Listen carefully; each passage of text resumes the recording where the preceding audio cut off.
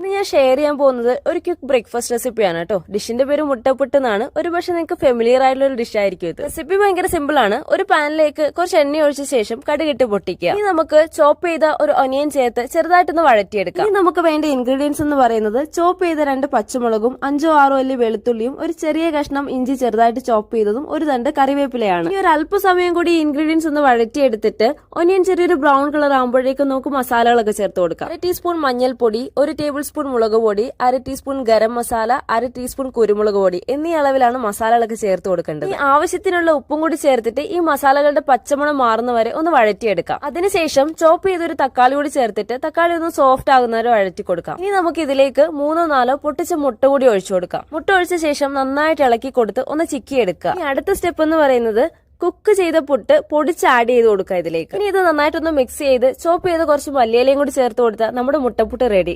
ഇതാകുമ്പോൾ പുട്ടിന് പ്രത്യേകിച്ച് ഒരു കറി ഉണ്ടാക്കേണ്ട ആവശ്യമില്ല. നിങ്ങൾക്ക് ഈ റെസിപ്പി ഇഷ്ടമായെങ്കിൽ ഒന്ന് ട്രൈ ചെയ്ത് നോക്കിയിട്ട് നിങ്ങളുടെ ഒപ്പീനിയൻസ് കമന്റ് ആയിട്ട് ഷെയർ ചെയ്യട്ടോ. Thanks for watching.